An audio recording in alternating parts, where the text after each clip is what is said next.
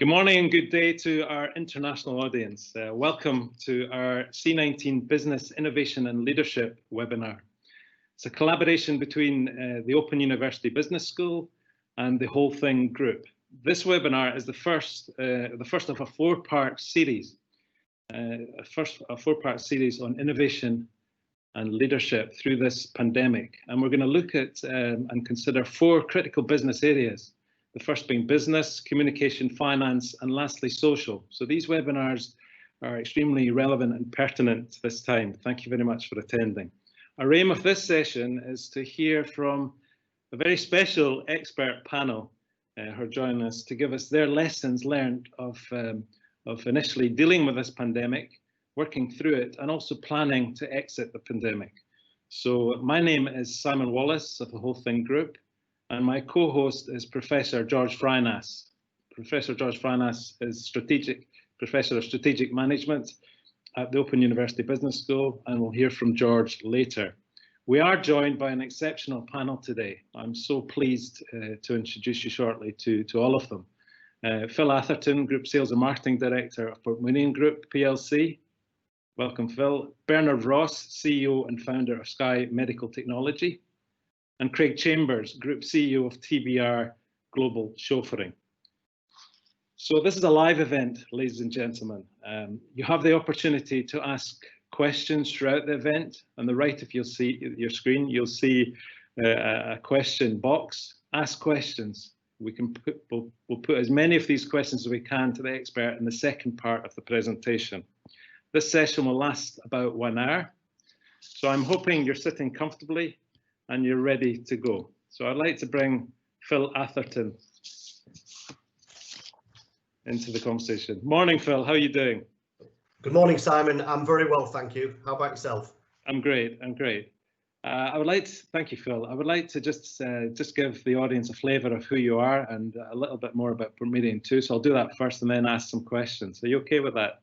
I'm fine with that, Simon. Great. So welcome, Phil. You are Group Sales and Marketing Director of Portmeirion Group PLC. You sit on the UK as well as the PLC board. You're responsible for the global sales and marketing effort, and you've got over 33 years of business experience, and you're looking very well on it, Phil, too. You've previously worked with leading blue chip and family businesses, primarily in the FMCG sector. So you've got a really a rich career, Phil. Portmeirion Group is a fantastic business. It's a great British brand, and it's also an AIM-listed PLC. It's a leader in homeware and it designs and manufactures and distributes 6 premium brands. And the legacy stretches back many years, Phil, I know, perhaps over 700 years collectively.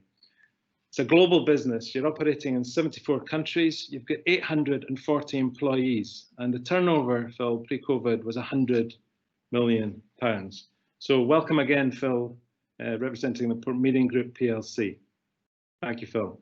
Thank you, Simon.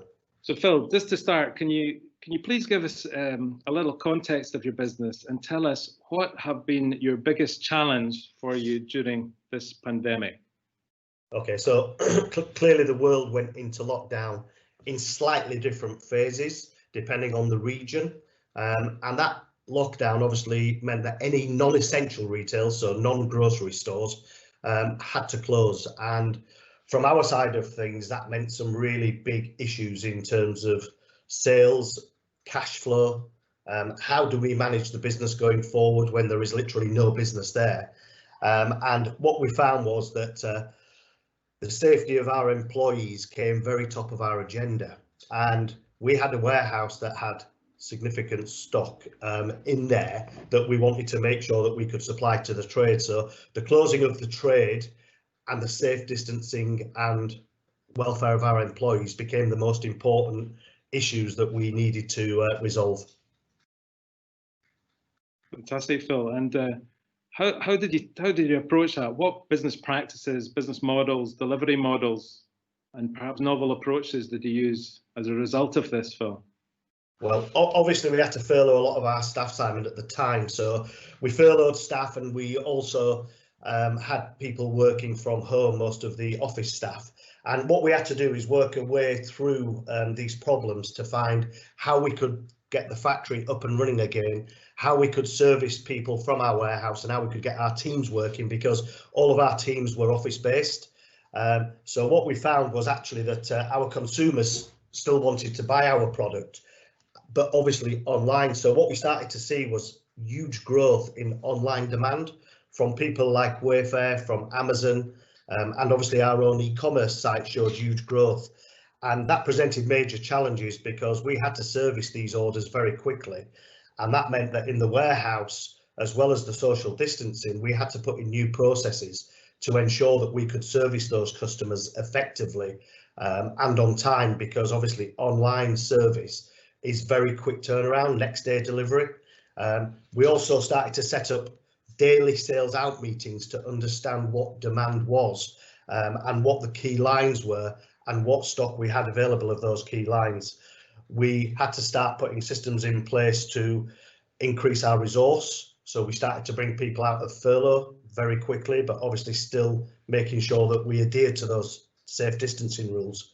We had to appoint an outside agency very quickly to up-spec a lot of our photography and assets. So even while we've been in the lockdown situation, we've been able to continue trading with the online partners.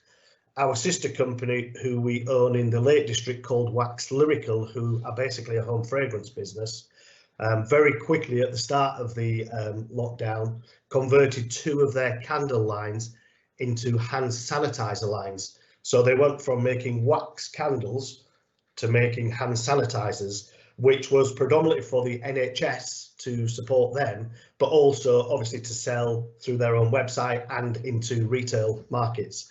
And in 2 weeks, they managed to engineer those production lines and develop a range of hand sanitizer lines.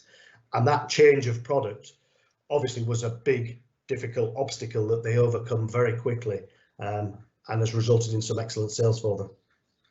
Yeah, so the pandemic created an immediate reaction and really good evidence of you moving fast to deal with these things. But these opportunities also create some major challenges, Phil. So what were the challenges for you in executing these new practices? So the challenge has obviously been ensuring that all our business practices that we have are developed with obviously safe distancing, making sure that all the health and safety requirements are met and achieved, which is obviously top of mind as a public company and as a business and as a board. Bringing back our factory in early May proved a huge challenge, both for the operational teams and for our human resource teams. However, what we found was that when we went back to our employees in furlough and asked them if anybody wanted to volunteer to come back rather than force them back, we had about 100 people who volunteered. And because they really wanted to be at the factory and working again, that really helped us overcome the potential issue that we thought we would have in terms of remotivating staff. So we really had a motivated workforce back in the business. We've had a huge commitment from all our staff, obviously in Wax Lyrical, to manage that hand sanitizer project. And there was a lot of challenges there, mainly around engineering and how we transform them lines into hand sanitizer lines from wax. And obviously the working from home policy was a huge challenge because most people in our business had always worked from the office. Most people never wanted to work from home. And for our IT teams and our systems teams to make sure that we could all work from home, and we're talking about 100 people working from home from being office based, there was a lot of challenges there from a systems perspective. However, I'm pleased to say that that's worked incredibly well and has been pretty seamless. And employees who've literally been sat in the office for 35 years, continuously working in the office, now are really positive about working from home. So that's been a real challenge. And obviously the new technology that we're working with, such as Teams, such as Zoom, WebEx, etc., have created a lot of challenges for people. But again, everybody seems to have stepped up and really headed on the challenge and worked very well through these difficult periods. Well, thank you very much, Phil. I mean, that's a testimony. Great business and really good start to the session. I'm going to move now. Thank you very much, Phil. I'm going to move now to Bernard. Hi, how you doing? Bernard, good morning to you. How are you doing? Very well, thank you. Hope all's well. Pleasure to see you again, and I would like to just give the audience a flavour of yourself and also your business, Sky Medical Technology. Thank you, Bernard. Thank you. So, Bernard, you are CEO and founder of Sky Medical Technology. You've got over 20 years of experience in private and public boards. I have also heard you're a serial company builder and have exited 2 businesses too.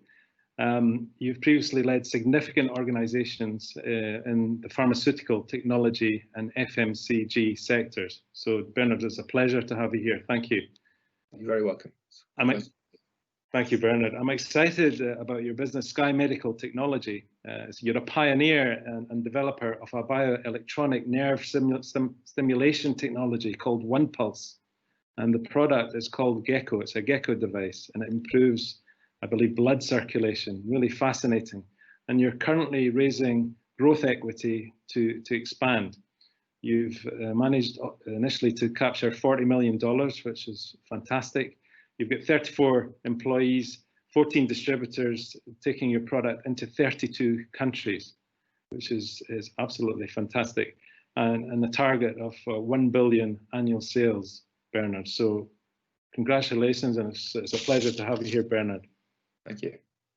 So just to start with, Bernard, can you also give us a little context of your business and tell us what have been your biggest business challenges for you during this pandemic? Thank you. So it's a great pleasure to be here. We are a small company who are industrialized and are now commercializing a technology that came out of the brains of some clever doctors in the UK. It's a disposable device used in hospitals and also used in community care. Disposable device goes by the knee, electrical stimulation device. It's used to stimulate a nerve that then stimulates muscles and pushes blood around the body. It's used by keeping blood moving, you stop it from clotting. So it's used after operations to reduce the incidence of blood clots, deep vein thrombosis, they're frequently called, after surgery. And it's used in one of the pioneering hospitals to first adopt it in the UK was in Stoke, the Royal Stoke Hospital, there's now about 30 NHS trusts who use it. It's used in multiple countries all over the world. We market through specialist medical device distributors. So to put into context, as soon as this pandemic started, as early as January, when we were attending conferences in Dubai, we noticed everyone wearing masks, everyone avoiding Chinese people in lifts. By February, early March, every single medical conference throughout the whole of the year had been cancelled, meaning none of our distributors could operate, making the normal relationship meetings that they normally do. The same week, none of our distributors could enter hospitals anywhere in the world. It was emergency staff only, so no sales calls, no training of nurses. The business essentially ground to a halt. We're also conducting multiple clinical studies at the moment, and all clinical studies in the UK, US, all major markets stopped as well. So the whole of our business really fell off a cliff. So we then started forecasting 0 sales for Q2, 3, 4, and maybe Q1 2021, pick up where Q2 should have been this year. So from that point, we then knew that we'd have a cash flow issue, went out to shareholders, plugged the cash flow issue immediately. But then we had to think about what's going to happen to the business. As it happens, our sales didn't fall off a cliff because they discovered in China quite early that COVID patients have problems with blood clots, and our device reduces blood clots. So we found that we started getting orders from Nightingale hospitals. Then they placed some very substantial orders, which meant over Easter bank holiday weekend, we had to gear up our supply chain, start looking at really ramping up supply. Having done that, we then found that the NHS could cope with the pandemic. They didn't need the Nightingale hospital, so thankfully, those orders from as a nation, those orders didn't happen. Those were the challenges. It were having to send everyone working from home, which everyone has had to do, and we found that that was very successful. There were problems with that. And I'll come to those later. Maybe I've answered your first question there. Yes, it's very insightful. Thank you very much, Bernard. So there was significant challenges, but then some opportunities too from a sales perspective. Yeah. What business practices, Bernard, business models, delivery models, and novel approaches to business did you adopt as a result of these challenges then?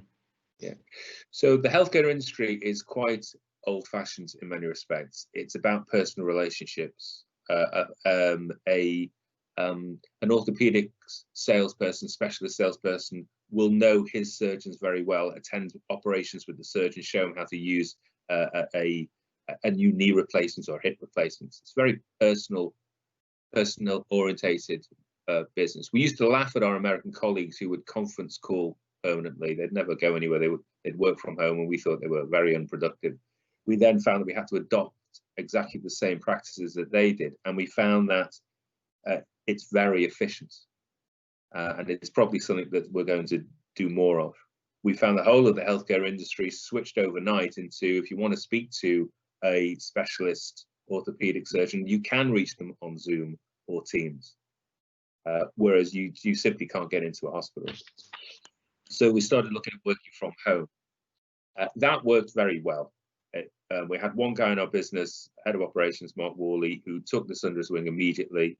He became the lead for COVID. We then set up a senior management team looking just at COVID. What policies do we need to create? When do we need to create them? How do we react to changes from government, decrees from government in lots of different geographies? And this committee would meet twice a week. Senior management team, our human resources, member of human resources was on every single one of those meetings. And then having to find ways of empowering our distributors to have the materials that they could communicate and the tools which they could communicate electronically rather than in person, online training of nurses, how to fit devices. We had multiple field hospitals who were starting to use our devices, and we had to have people who'd never seen the device. The device arrive, and then they need to be trained remotely. And that's been a very impressive piece of work from our communications team that will help us on an ongoing basis in the business. There have been challenges to the new practices. For example, so in working from home, there are additional pressures on people. Change is a tricky one, as you know, and even when people embrace change, it does put additional anxiety onto them as individuals. Change always does. So how do we make sure that doesn't affect our people or limit it? We also found that people just aren't taking holidays. And not taking holidays is actually a welfare issue. If people are not taking regular holidays spread throughout the year, they're not switching off from the business. So we've had to be as tactful as possible, but try and enforce people to, or cajole people into taking time away from work. We're finding that people working late into the evening on their computers, doing team calls, Zoom calls, hyper communication. You could always be reachable and people were always reaching you. So we had to enforce additional discipline, or try to enforce additional discipline on our workforce to not overwork. So an example being, people are not taking holidays, so we're asking them to spread it over, and that which they can carry over to the next year, we've limited that, not extended it, so they're kind of enforced to take the holidays this year from a purely a welfare point of view. Yes. And the compromise is that the 5 days you do carry over, you can use it any time over the next year rather than just in the first 3 months. So the trick has been getting people to switch off and not overwork, actually, and that's been quite a challenge. Bernard, very, very insightful. So from the challenge, there were some opportunities and agility there, and also the unusual challenge of overwork and actually asking people to slow down and to look after their well-being. Thank you very much, Bernard. So we'll come back to you later. Thank you, Bernard. We'll like to introduce Craig. Craig, good morning to you. Morning, Simon. How are you doing this morning? I'm good, thank you. And you? I'm very well, thank you very much. So I would, if you allow me, Craig, I'll just introduce you to our audience and also your organisation, TBR Global Chauffeuring. Craig, you're Group CEO of TBR Global Chauffeuring.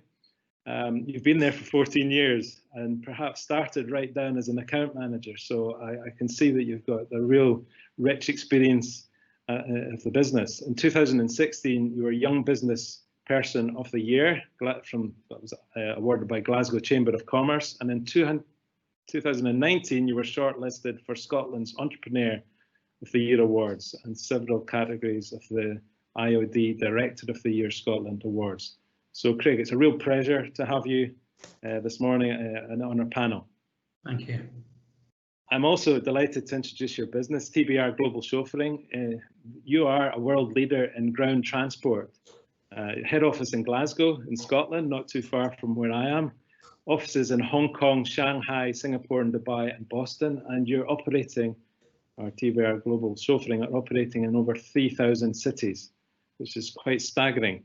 You're serving some of the largest companies in the world and have a presence in most major global events, the Olympics and the World Cup and G7 summits included. So Craig, it's a real pleasure to have you and TBR Global Chauffeuring with us this morning. Craig, to start off, can you also give us a little bit of context of your business and tell us what has been the biggest challenges or business challenge for you during this pandemic? Thank you, Craig.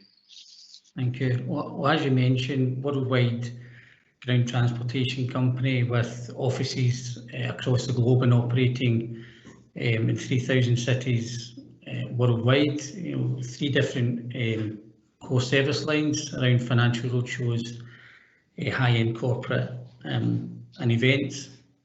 I think the biggest challenge for us is coming into 2020, building the business for in excess of 20% growth, doing a lot of the groundwork around some of the major events that we had contracts for the Olympics in Tokyo or the Euros in 2020, to be then faced with a situation of decreasing turnover from month to month. So similar to Phil and Bernard, we've seen the signs of some of the challenges early at the end of January in Asia, and progressively into a position now, the end of March, where revenues were zero or near to zero, and that's the biggest challenge that we currently face. That there's no trade at the moment, similar to any other company involved in international travel. There's just nothing happening, and with the different restrictions, different stages that countries are at, it makes it extremely problematic. So I think that presents us with a position of how do we plan and look forward from that stage. Absolutely, Craig. Significant challenges there. What business practices then, or models or approaches, novel approaches, have you used to overcome those challenges, which are really significant?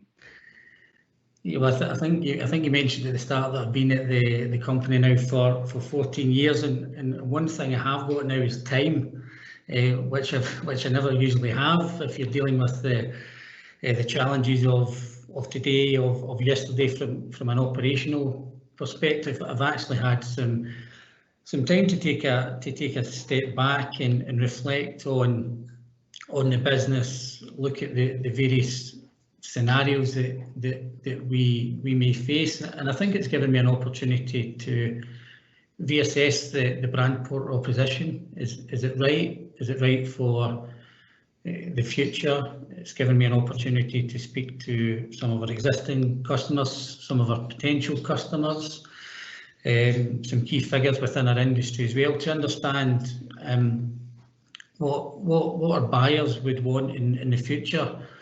And I think what's reassuring actually is the proposition that TBR has is probably fit for the new normal, the future of business travel. I think people will gravitate towards the premium brands. So I think from that aspect, it's encouraging.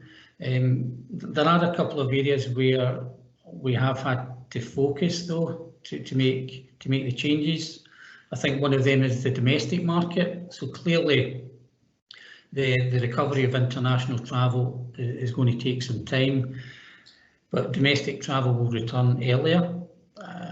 As an example, large corporates may not have their employees going on public transport anymore, or they may decide that rather than using a ride-hailing type service such as Uber, where there are multiple customers on a daily basis, that they would want to move towards a more premium brand. So we definitely see an opportunity there that we're focusing on. And as I mentioned, the positive thing is that we don't have to drop the brand down a level, but actually I think that the buying behaviour will move towards what we have there. I think there's also more practical elements around the vehicles. So we've started to modify the people carriers so that they have partitions between the chauffeur and the passenger, and have the separate air conditioning unit as well there. So I think there's the part around the proposition and making sure that's correct, but also some of the practical things we have to do to ensure the safety not only of our employees, but also the passengers that travel on the service. Thank you very much, Craig. Yes, significant action there. And what kind of challenges have you had in actually executing these new practices, being a global business too? I think it probably comes back to the biggest challenge that we face, the lack of trade. So you know, we're planning here, we're making the modifications, but clearly trade is not returned yet. I think there's also a challenge because of the sector in the industry that we're in, that many of the customers have been furloughed as well, because international travel is just stopped, and even domestic travel has not quite returned yet. So we still face the challenges around the lack of activity. I don't think the announcement around the 14-day quarantine necessarily helps either, because that ultimately discourages more international travel in and out of the UK.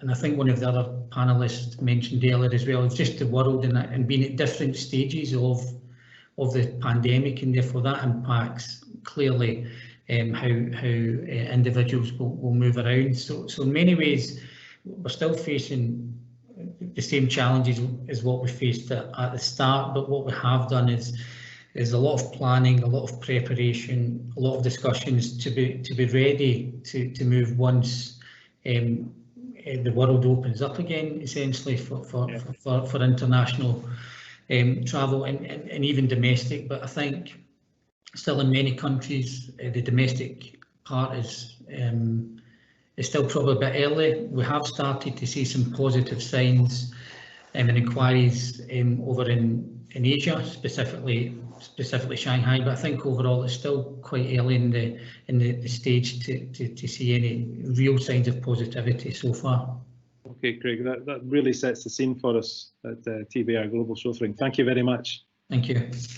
So, gentlemen, I would like to, ladies and gentlemen, also of the audience and our panelists, I would like to pass you over to Professor George Freinas of Open University. George has been collecting your questions, and we'll now start to ask the panel. Over to you, George. Welcome, everyone. It's a real pleasure to be here, and I've listened attentively to what the panelists have to say. I have a question here from Philip Lelliot.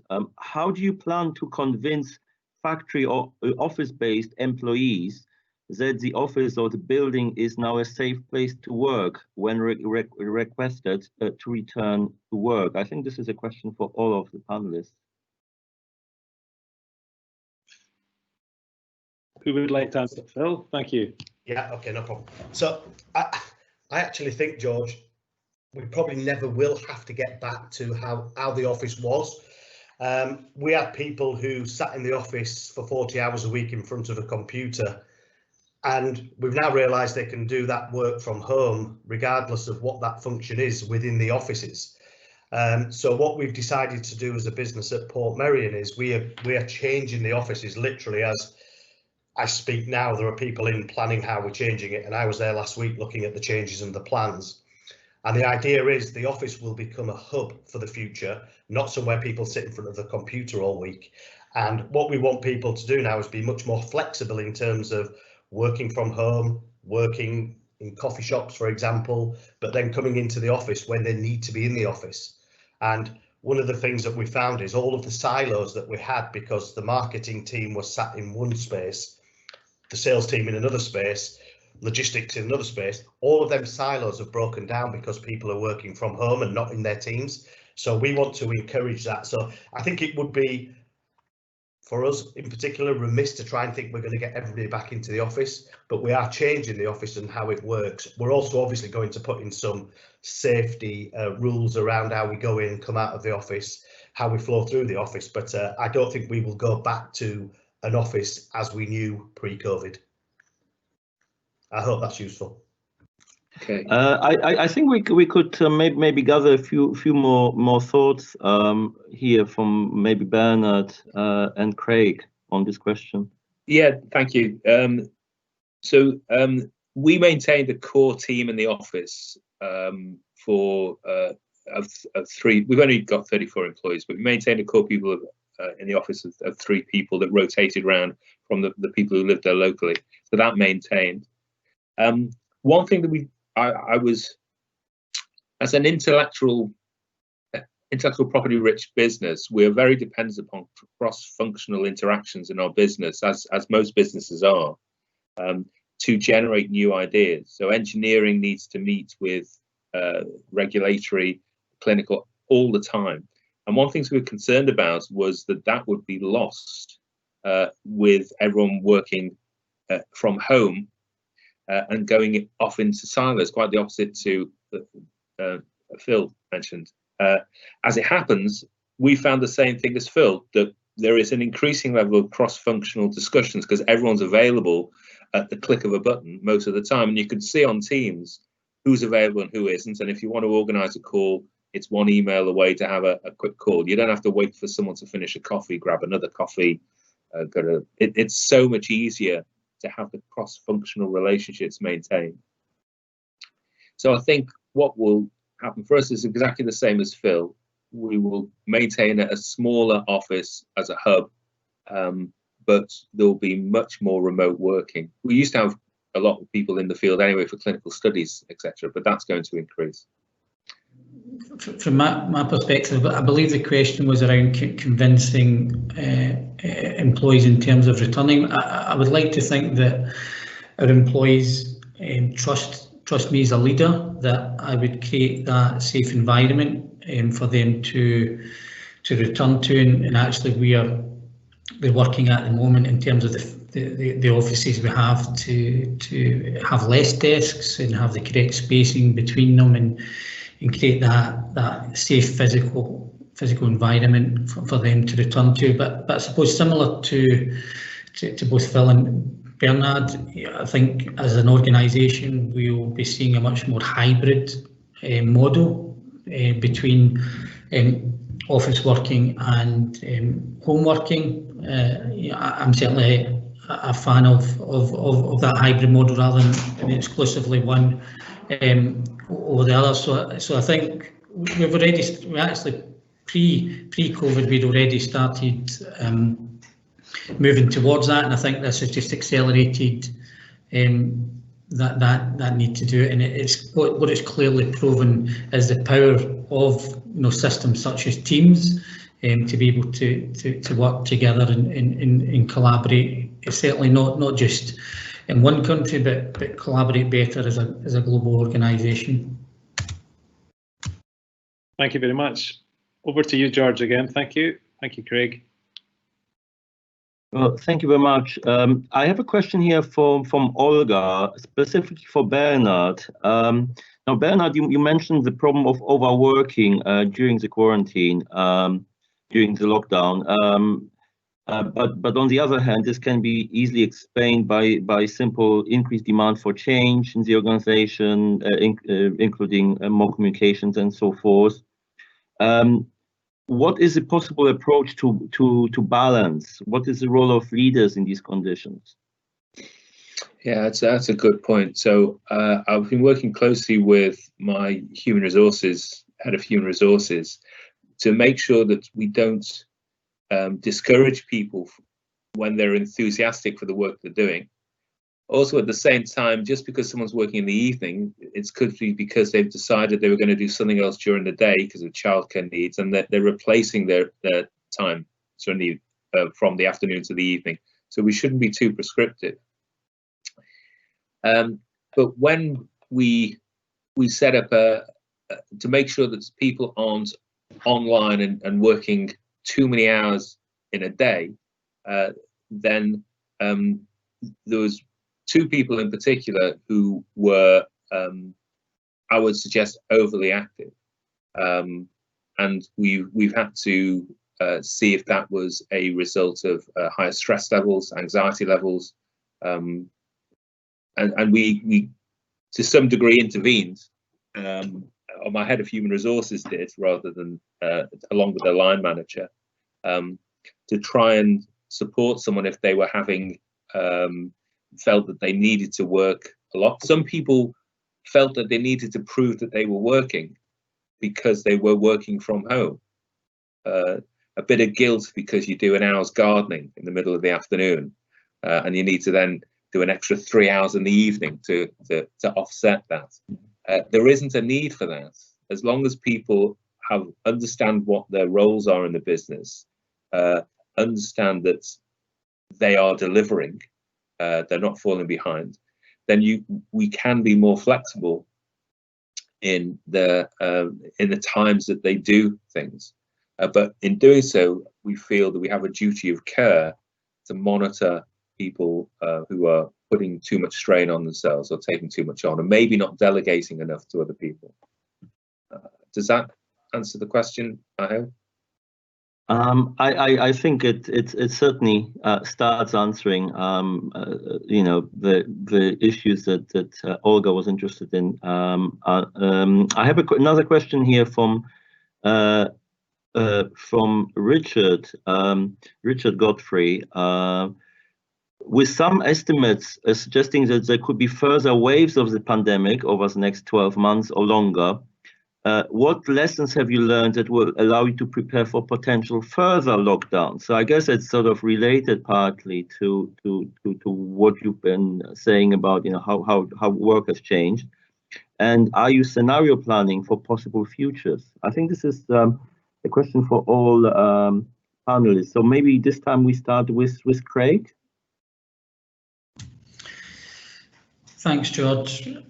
Yeah, I mean, it's in terms of, you know, in terms of future waves, I think what we've been through the moment has allowed us to plan and be prepared for those situations. I suppose TBR as a business was already had the ability to operate remotely. So anywhere we could access internet, our teams can set up and receive bookings, because it's very much an online business in terms of the interaction with our customers. So in terms of keeping our employees safe and being able to work, that's there. Clearly, there'll be challenges for us to deliver our service if there are additional waves, and that's why the physical changes we've made. I suppose we're hopeful that the measurements and guidelines that the various governments release would allow people still to travel and move around, but clearly that's unknown at the moment.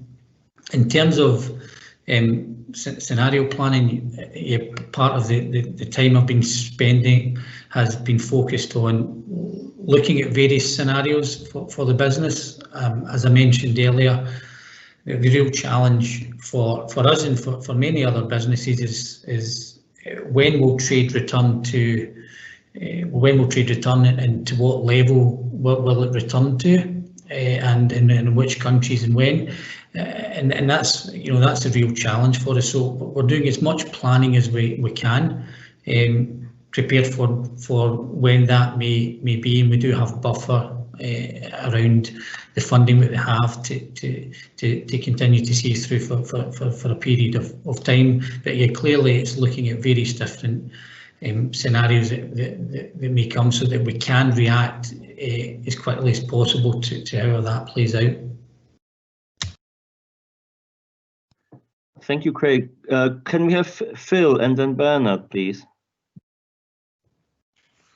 So from our side, George, we obviously have already prepared ourselves in terms of the factory, the warehouse and the offices with the safe distancing that we have. The government encouraged manufacturing to continue where safe distances were implemented. So if there was a second wave, we believe that will still be the case. In terms of trade, obviously, if they close down retailers across the world again, that does cause us significant sales issues and cash flow issues. However, the transformation that we've seen from traditional brick and mortar retailers to the online side of the business does encourage me that if there is a second wave, and hopefully there isn't, but if there is, then we are well positioned with our online business to pick up some of the slack that we will see from the bricks and mortar. And we'd have to manage cash flow very carefully. If the government scheme of furlough came in again, we'd have to furlough some of our staff to see us through. But what we're also doing after this particular crisis and lockdown is reassessing our business to make sure that we're future proof and that our structure is fit for the future, which is clearly heading in the direction of different channels like online becoming more important. So we need to make sure that we keep ahead of the acceleration of that's being driven by consumers and being driven by things like the lockdown currently, and structure our business accordingly. So from our side of things, a second wave would be very difficult, but we do feel that as a business, we would be in a good position to cope with that. So briefly, our devices increase blood flow, and they're not got nice guidance, say FDA cleared, etc. They're the 3 studies going on currently, sponsored by different governments, using our devices in COVID patients to reduce the clots that COVID patients had. So we expect that another wave, we will be in more demand. So one of the main things we've prepared for continuing the business is testing. We have available for every member of staff. We've only got 34 staff, so it's easier for us. So everyone who gets symptoms, we have them tested. We have every member of staff going through antibody testing as well. Anyone who's going to have to travel into hospitals or anywhere, there is compulsory PPE policy we've put in place, and access to PPE is remote as well with one of our suppliers. So any member of staff can access, has an account to access protective equipment, masks, etc. Online. So as a business, we see as the next waves comes through, for example, in Israel, they were down a couple of weeks ago to 1 new incidence of COVID. They're now up to 160. As they open things up, they're seeing that the incidence increasing, and we all will. So there will be additional waves. Testing we see is actually the only way to see how you can maintain a effective workforce. Thank you very much. If I can maybe then straight follow up with Bernard. I have a question here from Nishi Shetty. What will need to change in terms of leadership style to work for an effective, high-performing team? You have mentioned already some of the issues and challenges in terms of effectiveness. Nishi's saying here that she's heard about cases where the leader feels that there are trust issues, and would look over their shoulders that he's now unable to do, and may feel that it's more difficult to control employees that are no longer in a physical space. And then maybe the leader even ends up giving more work to staff just to ensure they are busy. This is the sort of thing that Nishi is bringing up. How do you see it? Where do we go from here in terms of leadership style? I think I may be actually the wrong person to answer that, because we've been a remote business. So we are running clinical studies in different parts of the world. My distributor management, because I run through distributors, we have to run other people's or try and support other people's sales forces. So in many respects, we already had the culture that was easy to adapt to this. We didn't have a micromanagement process, or we didn't have that kind of culture.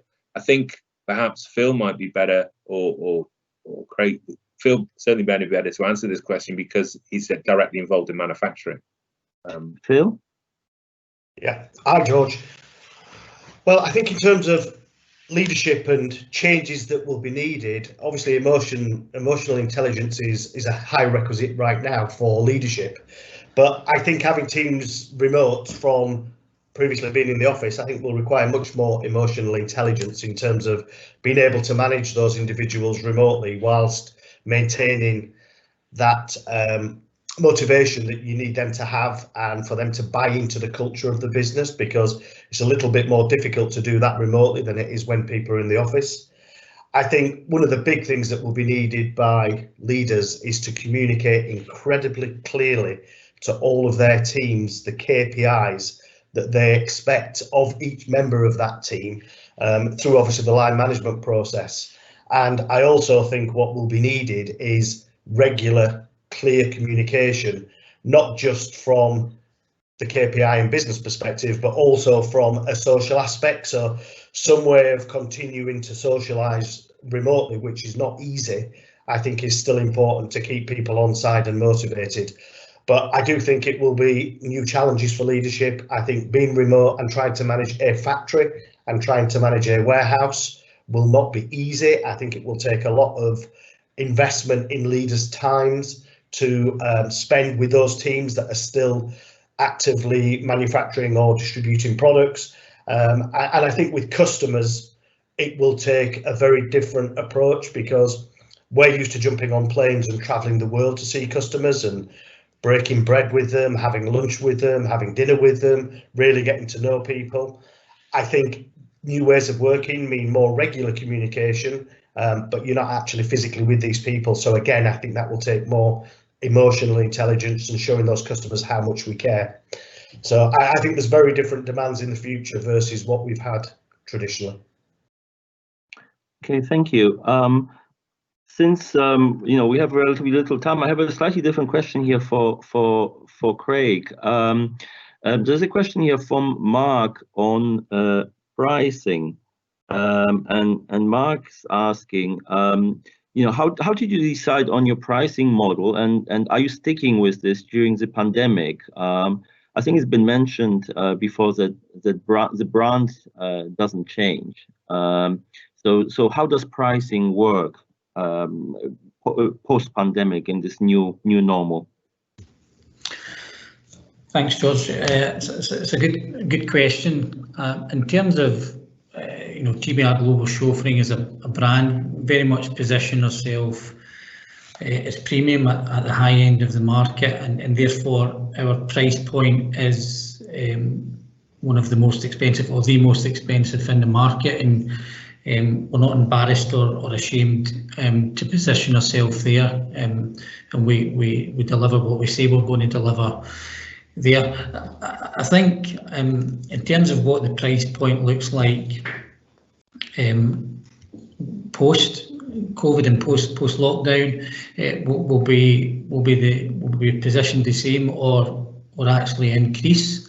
So the research that we've carried out and the conversations we've had clearly show that there's going to be less people travelling overall, but those that do travel will be keen on a more premium service. Safety of the passengers will outweigh maybe some concerns around the cost in the past. So, you know, any discussions we've had or planning we are doing around the price point will certainly be to continue to maintain that at the level it's at, or actually we may have to increase because of the modifications and the heightened requests there will be for that safety. So, you know, we're comfortable in terms of that pricing strategy. I think that's in line with the conversations we've had with some key people in the industry and our customers. Thank you very much, Craig. Maybe the very last question, if Simon will allow me. This question here from Stephen. There's obviously a difference between product innovation to meet a strategic shock like C-19. So I maybe just make this a question quickly to Bernard and Phil. So do you anticipate that companies like yours will change the strategic horizons and thinking? Do you think will you become more agile or adaptable to extreme challenges in the future, like C-19 and others? Do you think you are more bulletproof, if you like? How do we go into the future with this? So I guess that's probably the sort of final question here. That's a great question. So just before the pandemic hit, I got a phone call from my head of manufacturing that there'd been massive floods in South Wales, and our main supplier is under 2 foot of water. First time it's ever happened in this industrial estate, complete black swan event. So he didn't know how he was going to, this is on a Sunday morning at 8:15 in the morning, just to let me know. I'll let you know when there's more information. So all of our production was completely wiped out. We just put in fully automated lines at our own cost in our manufacturing, our third-party manufacturer.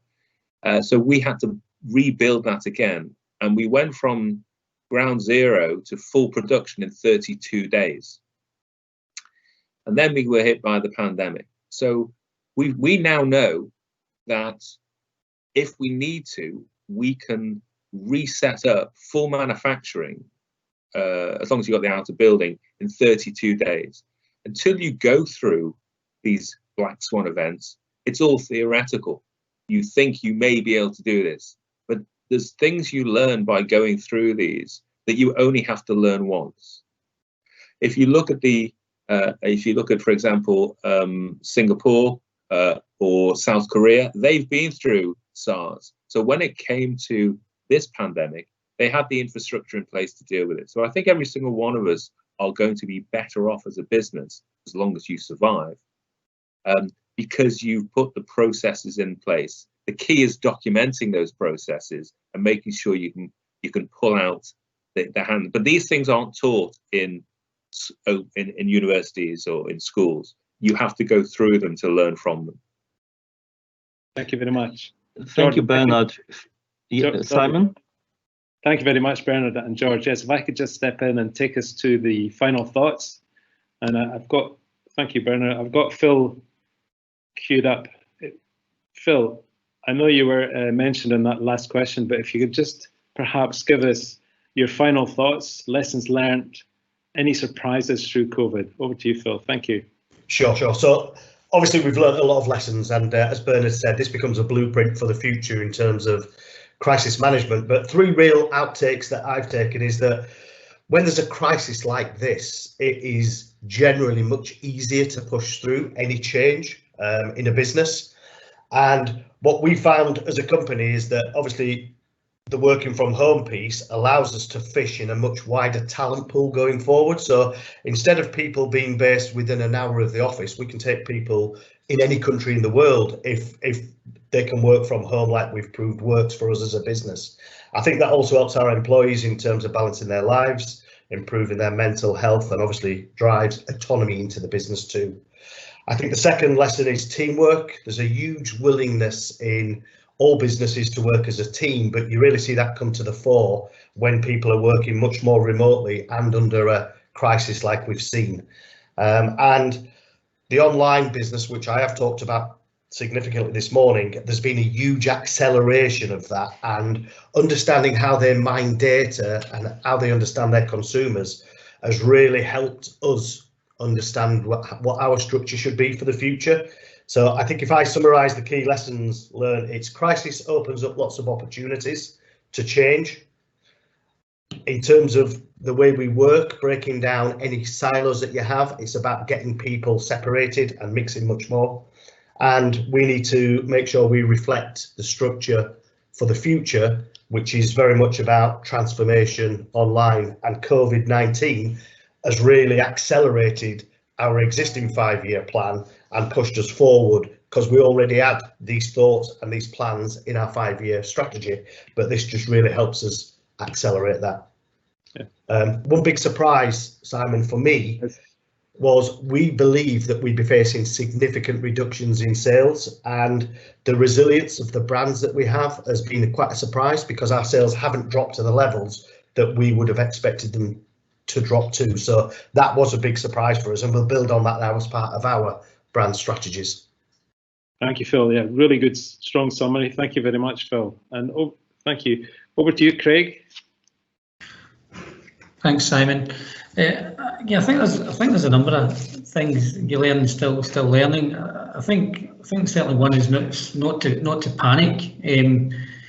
Stay true to who you are as a brand. I think, thinking back to 08, 09, when we were very much in the midst of the financial crisis, I think we did panic as an organisation and maybe shift away from our core. So certainly this time, that's something that, from a previous crisis we learned not to do. I think Phil made a good point there as well. There's a number of things where we've spoken about in the organisation around sort of trying to push through, and there's been maybe some internal pushback or difference of opinion, and actually once you're faced with a crisis, you can move significantly quicker to make those changes. I mean, it's funnily when you're faced with it that the mindset of individuals can change. I think what I've learned is actually our company values and behaviours are true and are strong, and seeing the way that our people have reacted and embraced what we've had to do as an organisation has been extremely humbling, and that's been great. And I suppose in terms of surprises, it's probably the community feel that we've had from within our industry. It's certainly brought everyone closer together, whereas sometimes people may work, in their own silos, but it's been great that actually through this that people have come closer together and working together as an industry. Yes, absolutely, Craig. Thank you very much. Thank you, Craig, for that final word. And Bernard, your final thoughts, lessons learned, any surprises? Thank you. I can be brief actually, because I think both Phil and Craig have covered everything that I would have wanted to say here. So I'm not going to repeat them, other than say one thing, that both Craig and Phil have talked about the strength of their brands. And a brand, we found that as long as your people understand the why of what you do, not what you do. So the reason we generate the products we do is to help clinicians improve patient care. That's the why of what we do. It's how we do it is by creating a product. And what we've discovered is that is understood very well across our business. So people then, on understanding that, then adapt their processes to make sure that they carry on doing the why of the business. And if that remains true, and you've got the right values in the business, as Craig said, then the people resilience of, if you pick the right people, does take you through. Thank you very much, Bernard. Yes, absolutely. George, would you like to say anything? No, I just want to say thank you to the speakers. It's been it's been a really fascinating experience. I hope you've enjoyed the discussion as well, and just like to invite everyone to the next one. Thank you very much, and that's my duty. So, ladies and gentlemen, thank you very much for attending our live event webinar, Business Innovation and Leadership. It's the first of 4. The next one up is on the 17th of June. It's on communication, followed by finance on the 1st of July. And then finally on the 15th of July, social. Gentlemen in our panel, Bernard, Phil, and Craig, thank you very, very much for your time. I'm sure on behalf of the audience and George and I, thank you very much. Really, really interesting session. George, thank you too for being co-hosts. And ladies and gentlemen in our audience, thank you also for watching. So please stay safe, have a great day, and we look forward to meeting you on our next event. Thank you.